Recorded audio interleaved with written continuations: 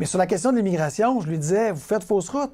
Le gouvernement fait fausse route. Pourquoi? Parce qu'on a des immigrants établis ici qui parlent français, qui contribuent à notre économie et pour lequel, avec un nouveau programme, je peux comprendre les raisons qui amènent un nouveau programme, vous créez de l'incertitude et vous créez de l'incertitude pour ces gens-là. Donc d'abord, l'incertitude humaine, qui est dramatique, mais aussi pour nos entreprises. Nos entrepreneurs vont en souffrir si on ne corrige pas la situation présentement. Le maire de Québec qui salue François Legault au moment de sa démission, mais qui en même temps a ouvert la porte sur la question de l'immigration et qu'il avait fait des revendications au gouvernement. Alors, c'est cette réaction qui me permet de m'entretenir avec Guillaume Clich-Rivard, député de Saint-Henri-Sainte-Anne et leader parlementaire de Québec solidaire et spécialiste justement de l'immigration. D'abord, une réaction au départ de M. Legault parce que c'est quand même 27 ans de service public. Alors qu'il aurait pu faire autre chose. Il faut clairement saluer l'homme d'abord, puis son engagement politique. Je pense que tous les Québécois et Québécoises le reconnaissent aujourd'hui. Ceci dit, bon, vous devinerez là, que j'avais pas beaucoup d'affinité politique avec le politicien.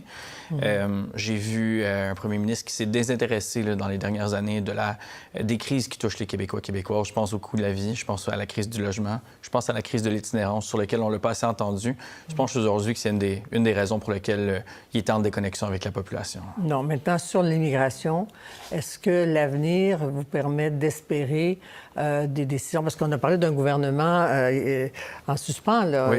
Il va être premier ministre encore, mais espérez-vous qu'avant la fin de ce mandat ou avant l'arrivée d'un prochain chef, qu'il y ait des modifications, justement, un programme, le PEC, qui fait que des personnes s'en vont. Avez-vous des demandes à faire?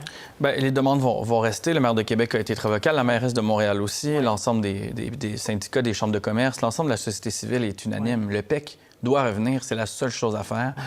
J'espère que le prochain ou la prochaine chef de la CAQ va entendre raison. Parce que d'ici là, est-ce que ça peut être dans 2 mois, dans 3 mois, un prochain premier ministre ou une prochaine première ministre? Bien, pour l'instant, avec M. Legault, la porte était fermée. Elle semblait close à double tour. Alors, il n'y a qu'espoir maintenant que quelqu'un d'autre prête l'oreille.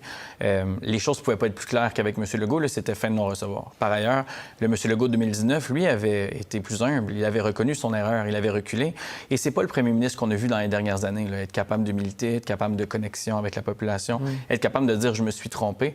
Et c'est ce qui lui a coûté aussi, je pense, la déconnexion avec la population. C'est son incapacité, finalement, aujourd'hui, en 2025, d'être à l'écoute, comme il avait été en 2019. Les Québécois aimaient François Legault qui reculait, qui reconnaissait son erreur, qui avançait dans la bonne direction. Je pense que ce sont des leçons pour le prochain chef de la CAQ. Oui, et d'ici là, à votre connaissance, est-ce que des drames qui se vivent en matière d'immigration actuellement? À tous les jours. Nos bureaux de circonscription, le téléphone ne dérougit pas, les gens nous appellent. Les Québécois aussi qui, dans leurs entreprises ou dans leur milieu de travail, ont des situations absolument terribles à nous dire. Des infirmières qui doivent quitter, des enseignantes qui doivent quitter.